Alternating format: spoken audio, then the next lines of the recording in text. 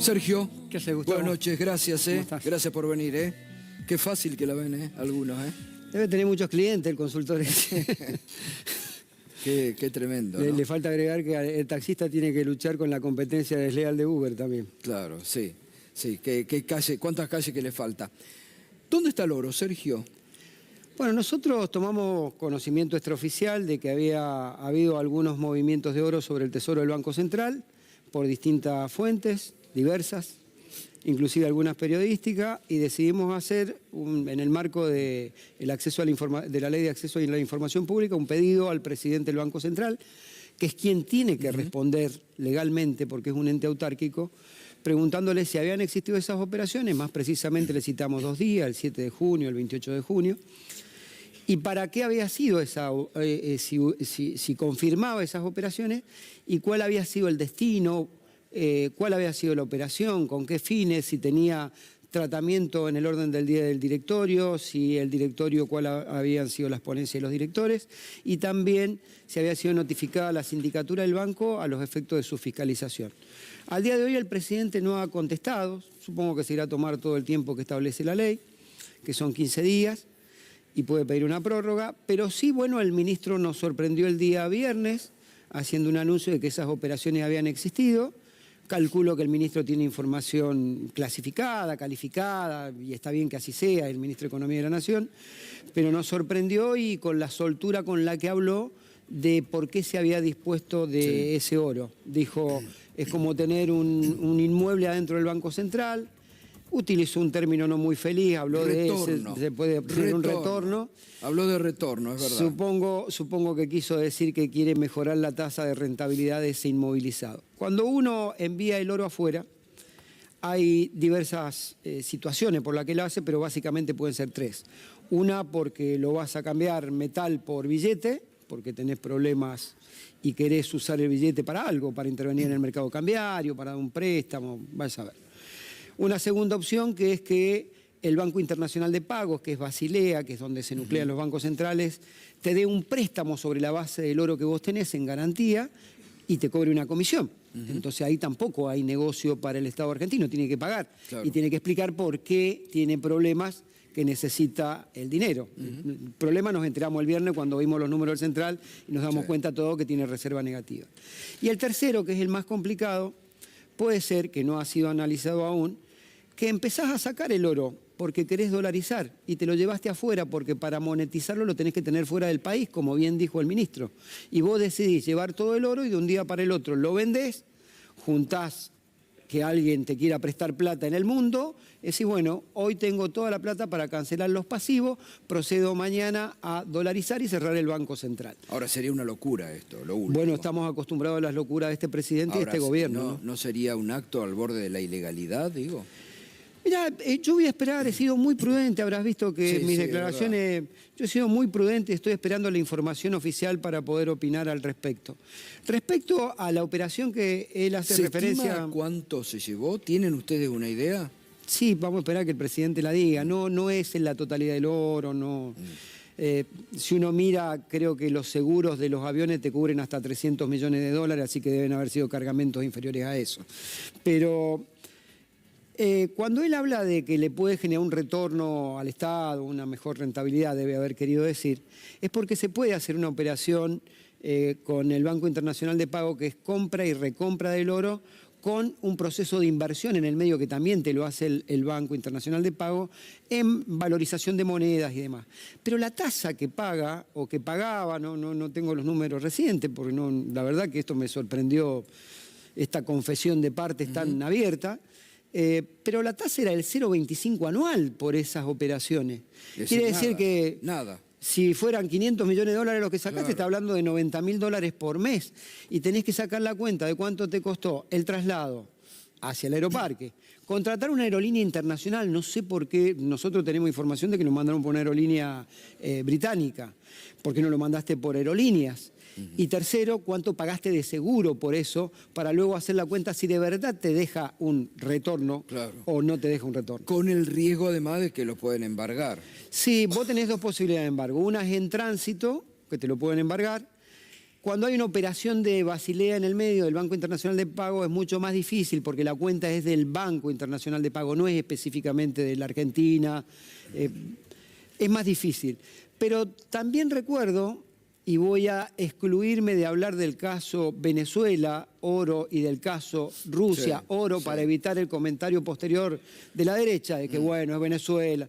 Que a Islandia lo declararon Estado terrorista cuando tuvo inconveniente su sistema financiero para quedarse con el oro precisamente, y nadie puede imaginar que Islandia es un Estado terrorista. Es decir, que es tan laxa y tan acomodaticia la situación a los intereses del capital internacional que es una situación extrema que no creo que pase, pero hay que tenerla presente, ¿no? ¿Y ustedes se enteraron de un vuelo o hubo más de un vuelo para nosotros hubieron 2 cargas, el día 7 y el día 28. Esa es la información extraoficial que le hemos pedido que diga que si fue así o si no fue así. Bueno, eran demasiadas versiones que teníamos y por distintos medios. Es más, hubieron periodistas que adelantaron esto unas semanas antes que nosotros hiciéramos el pedido formal, que decían hay operaciones en oro y nos consultaban. Bueno, nosotros hicimos la consulta. Calculo que el ministro debe tener información y por eso dijo que esas operaciones se hicieron. Es llamativo que el Banco Central guarde silencio, ¿no? Si hubiera sido no, ya me hubieran dicho que no, ¿no? ¿Cómo? Si hubiera sido que no hubo esa operación, ya me hubieran dicho que no. Por supuesto. A las 24 horas me lo dice. Por supuesto. Andrés. No, buenas noches, Sergio. Me imagino que entre todo esto que se está hablando, lo que aparece como la opción más potable, y porque incluso el presidente habló durante este fin de semana y dijo que la Argentina está buscando un repo, un préstamo de corto plazo que requiere una garantía, pareciera todo indicar que Argentina está buscando, o que el gobierno está buscando esa opción, ¿no? Bueno, ahí la primera pregunta no es que los dólares los íbamos a trabajar con el superávit en peso. Entonces quiere decir que la situación del superávit no es tan buena como para cubrir la necesidad de dólares que necesitas, sería la respuesta. La segunda es, si es así, aclaren cuál es la operación, cuál es la tasa que se paga y sean francos con la sociedad argentina. Y la tercera es, todo el mundo sabe que si bien es un activo que vos tenés, el oro, que no te va a generar mientras vos lo tengas en tu país un rendimiento, digamos, o una tasa de rentabilidad, no menos cierto es que es la significación de la fortaleza de tus reservas por fuera de lo que significan las reservas en billetes, ¿no? Claro, y sobre todo pensando, no sé, por ejemplo, una crisis internacional o algún evento disruptivo. Bueno, en general los países tienen, ¿no? Reservas en oro. Los países tienen, fíjate que uno de los países que más incrementó sus reservas en oro, por ejemplo, en el último tiempo es China. Sin embargo, no lo tiene en ningún banco de Londres, se lo llevaron a China. Claro. Ahora, la verdad que en este momento de la Argentina, digo, y con la fragilidad del sistema financiero, que den tan poca información, es ya un riesgo, porque además, estaba pensando mientras te escuchaba, Sergio, todas las medidas últimas que adoptó el gobierno en tema financiero, lo excluyeron al presidente del Banco Central. Las anunciaron en una tira deportiva, en un tuit. Ahora, excluido el presidente del Banco Central, digo, que está pintado, porque también eso te está... ¿Qué seriedad le das a un inversor o a alguien en el exterior todo esto que está pasando, no? Aparte no le da... Yo creo que este gobierno tiene una gran... Entre todas las falencias que tiene, más allá de no tener un plan, tiene muchas falencias que generan inseguridad jurídica. Porque sistemáticamente emite decretos, leyes que son cuestionados judicialmente. Vos hablabas recién del impuesto a las ganancias. El decreto reglamentario de impuesto a las ganancias tiene 11 artículos, de los cuales 2 son de forma. Quiere decir que hay 9 artículos de verdad, si querés poner. Sí. De esos 9 artículos, 2 claramente modifican la ley, que son el artículo 2 y el artículo 5. Y el artículo 7 es bastante discutible, pero también es discutible. El artículo 2, que es el sobre el que está haciendo una denuncia Massot, establece que el sistema de actualización va a ser semestral con relación al semestre anterior y que a partir del 2025 vos tenés enero y julio, creo que es la otra actualización. Pero a su vez, en el artículo 2 del decreto reglamentario, te dice que el componente de actualización para el enero del 2025 va a ser septiembre-diciembre, 4 meses. Es decir, te están modificando una ley por un decreto. En el artículo 5 incorpora la excepcionalidad, que está bien que le incorporen la excepcionalidad de los trabajadores que viven en Tierra del Fuego, porque es una zona que tiene que estar excluida de pagar, porque es una zona que es carísima, porque es una zona que en materia geopolítica necesitas tenerla cuidada, pero no estaba en la ley. Y vos le incorporás en el artículo 5 que excluís del pago a la ley tanto, que es la ley. Pero no estaba en la ley. No, y además uno puede suponer la potestad que tenga el presidente para decir este paga o aquel no paga impuestos también, que no está incluida en una ley del Congreso, ¿no? No, el tema tributario es prioritario, es facultativo del Congreso. El presidente de la Nación no puede modificar y determinar quién paga un impuesto y quién no lo paga por un decreto. Por eso digo, genera entre todas las cosas que vos mencionaste, más allá de las inconsistencias del programa económico, genera claramente inseguridad jurídica todos los actos que hacen. Levantan una sesión en febrero porque no tenían los acuerdos suficientes, llegan al recinto prometiéndole a los bloques aliados determinadas cosas que después van al Senado y en el Senado le dicen que no. A los del Senado que le habían prometido cosas y modificaban los dictámenes que venían que generaban dictámenes de mayoría en el Senado, vuelve a diputado después porque le rechazan 2 capítulos. Después dice, no tiene que volver impuesto a las ganancias y bienes personales porque es un capítulo, no es la ley la que fue rechazada. Y en realidad la interpretación legal es que una ley ómnibus es un conjunto de leyes y cuando te rechazan, la voluntad expresa del senador es la del rechazo, no la de la modificación o el cambio de un artículo para que luego sea convalidado o no por la Cámara de Diputados. Por eso nosotros planteamos la inexistencia de ley en nuestra medida de amparo que le pedimos con medida cautelar al gobierno. Decimos, hay inexistencia de ley, porque el senador, cuando votó, expresó rechazo. Y hubo continuidad del rechazo porque hubieron artículos que fueron excluidos del título 5 para tratarlos después y también fueron rechazados porque dijeron el capítulo completo fue eliminado y rechazado. Es grave. Es muy grave, por supuesto. Ahora, Palazzo, Unión por la Patria rechazó obviamente el impuesto a las ganancias, rechazó la ley base, pero hubo otros aliados. Usted decía, Mazot ahora se queja y confían y siguen confiando en un gobierno, acuerdan con un gobierno darle las leyes y después incluso de reglamentadas terminan rompiendo esos diálogos que hay. El resto de la Cámara de Diputados, ¿qué está haciendo? Yo creo que más temprano que tarde y cada vez más rápidamente los bloques que han acompañado algunas posiciones del gobierno van a empezar a darse cuenta que es un gobierno que no cumple su palabra ni los acuerdos políticos. Vos hacías referencia a Hacemos Coalición Federal, básicamente. Y la verdad que a un diputado como Monzó, a quien le habían ofrecido el cargo de una presidencia, creo que era la Comisión de Inteligencia, después decirle que se lo van a cambiar por otro porque ellos tienen e incumplir un acuerdo, Monzó puede gustarle, no gustarle a la gente, pero ha sido el presidente de la Cámara, no es una persona que esté desesperada por un cargo ni que le haga falta, es un hombre de la institucionalidad y que interpreta la institucionalidad. Entonces vos no le podés decir como a un chico, te voy a cambiar el chupetín de frutilla por este limón que es más agrio, pero comete el de limón. Entonces toda esa serie de incumplimientos que hacen sistemáticamente va a terminar en un problema. Es lo que acabamos de hablar. ¿Por qué lo agregan en el decreto reglamentario lo de Tierra del Fuego? Porque tenían un compromiso para que un legislador que les votó en contra les vote a favor, que es el legislador blanco de Tierra del Fuego. Y ahora el legislador salió y dijo, ¿vieron que lo conseguí? No, no lo consiguió. No lo consiguió. Y además advierte una cosa, no solo los trabajadores pueden plantear el trato discriminatorio por eso. También las provincias le pueden reclamar la coparticipación sobre eso al gobierno nacional. Porque le van a decir, ¿por qué me estás modificando por un decreto reglamentario una ley y me estás quitando parte de mi coparticipación? Ahora, Sergio, yo estaba haciendo la cuenta y el gobierno habló durante todo este tiempo de una retracción, ¿no?, en los cambios que hubo en ganancias cuando, de la mano de Sergio Massa, se eliminó el impuesto a las ganancias. Antes de la reforma era de 700.000 pesos el bruto del mínimo. Eso ajustado por inflación, 279%, da 2.650.000 el bruto.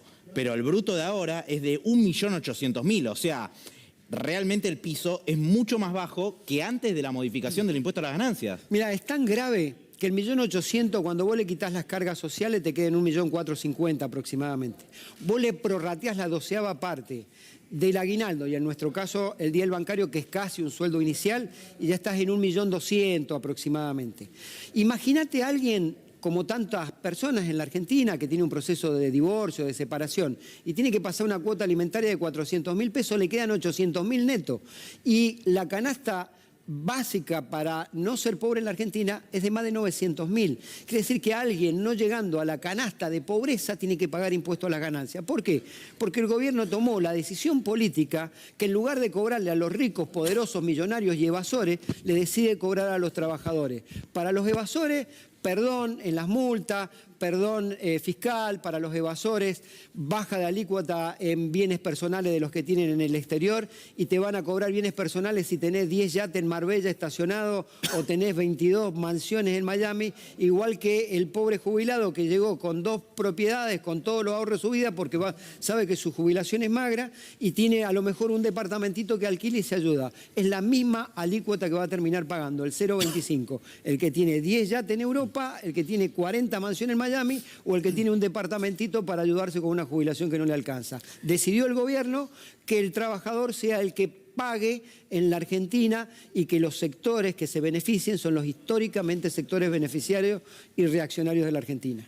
No sé si leíste, escuchaste o te enteraste hoy de las declaraciones de Federico Sturzenegger, ¿no? Que impulsa la jornada laboral de 12 horas y la vuelta del ticket canasta. Te prometieron dólares y te dan ticket, ¿no? Esa sería la síntesis. Te prometieron dólares y te dan ticket, por un lado. Y por otro lado, no solo es Sturzenegger, digamos las cosas como son. Ese proyecto disfrazado de reducción de jornada de trabajo lo presentó Martín Tetaz y lo presentó también Di Loredo en una reforma laboral mucho más profunda que la que había presentado La Libertad Avanza antes del tratamiento de la ley base. Ellos dicen que crean una especie de banco de horas, hablaban del día Osvaldo por una propaganda de cerveza y demás, que vos podés acumular una cantidad de horas y decir, bueno, el sábado no vengo, el viernes no vengo. Eso no es una reducción de jornada de trabajo. Eso es lisa y llanamente generar un banco de horas que es ilegal porque vulnera el principio de progresividad consagrado en el artículo 75, inciso 19 de la Constitución Nacional, y porque además es el que favorece a que los trabajadores cuando tienen un exceso horario cobren horas extra y tengan mejor diagramado. ¿Cómo es la cosa? ¿Cómo haces con matrimonios que trabajan los dos y un día te dicen, mira, firmó tu sindicato porque es chiquito, no tuvo fuerza, se vio compelido, obligado, qué sé yo, presionado a firmar porque no tenía la fuerza suficiente, firmó con el sector patronal y te van a regular 12 horas por día durante 3 días, 4 y no vengas otro día? ¿Y cómo hace esos días si él tiene ordenada su vida para mandar los chicos a la escuela, etcétera, etcétera? Esto es una mentira cuando hablan de reducción de jornada de trabajo. Eso es un banco de horas que sirve únicamente para el sector empresario en la Argentina. Y lo de los tickets canasta también es decir, no te vamos a aumentar, te vamos a dar ticket canasta. Yo recuerdo que... desvalorizar realmente el salario. Yo recuerdo ahí que ese gran diputado que hizo mucho por los trabajadores del movimiento obrero, que fue Héctor Recalde, fue el que cambió esa ley. Exactamente. Y también recuerdo que el sector empresario lo quiso coimear, lo filmó y no tuvo la trascendencia mediática porque eran los empresarios los que querían coimear. Exactamente, me acuerdo. Y yo realzo y aprovecho esta oportunidad para reivindicar esa actitud que tuvo Héctor Recalde y su equipo. Volviendo al tema del oro, ¿no? Vos sabés que ahí, a partir de que vos hiciste la denuncia, realmente explotó el tema, la gente porque es como una preocupación. Es decir, se llevan el ahorro de los argentinos, ¿no? ¿No tenía que pasar por el Congreso alguna autorización? ¿Lo pueden hacer? ¿Lo pueden hacer, pero con resolución de directorio y perfectamente determinada la operación, para que se hace con un estudio técnico que tiene que tener informe de la línea gerencial y demás. Por eso yo hago toda esa serie de preguntas.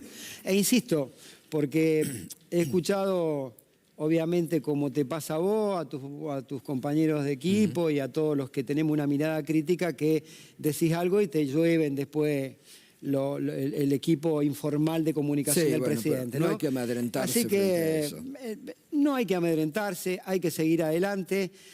Yo no hice ninguna denuncia, yo simplemente pregunté y se pusieron muy nerviosos. Y bueno, por eso, y si tuvieran una respuesta que fuera contraria a lo que yo les digo, me lo hubieran contestado el primer día y se le acabó el problema. Y si fuera tan sana la operación, y si fuera tan beneficiosa para la Argentina, ¿por qué no lo hicieron todos los gobiernos? Exacto. ¿Por qué no lo hacen con todo el oro y no con una parte? Que la expliquen. Mencionabas recién de estos estudios de análisis previos, ¿no? Y estos pasos administrativos que un poco hay que dar antes de hacer una operación de esta magnitud. ¿Te da la sensación de que se trata de una improvisación? Te diría, que gran parte tiene que ver con la improvisación propia del gobierno, de la falta de expertise de la cosa pública. No es lo mismo gritar desde la tribuna que el Estado es una asociación criminal y otra tener que poner la firma por la asociación criminal que vos denunciás. Y entonces pareciera ser que la liberalidad permite esas cosas. Yo creo que si no hubieran hecho tantos errores, a lo mejor, no es que no hubiéramos enterado, en algún momento te tenés que enterar, pero no hubiera sido tan grosero. A mí me llegaron informaciones, no directas de los que estuvieron en el Tesoro ese día, pero sí de compañeros bancarios, que me decían que no los encerraron bajo llave, pero que les pidieron que se retiraran a otro sector mientras hacían esa operación. También me lo comentaron trabajadores del aeropuerto. Es decir, fue clandestinamente. Claro. ¿A qué hora fue, por ejemplo, el traslado? Debe haber sido en un horario casi normal, pero lo que digo es, che, vayan para allá. Claro. Y llegá al aeropuerto, che, vayan para allá. Y la pregunta es, ¿lo hiciste por una aerolínea británica? ¿Por qué si lo hiciste? Que es mi pregunta. ¿Por qué no lo hicieron por aerolíneas? ¿Cuál era el problema? Bueno, sería por lo que quieren esconder. Está claro, ¿no? Seguramente. Gracias, Sergio. No, gracias muy a ustedes, amable. como siempre. Y vamos a esperar, ¿no? A ver la respuesta. Mientras tanto, nos seguimos preguntando, ¿dónde está el oro?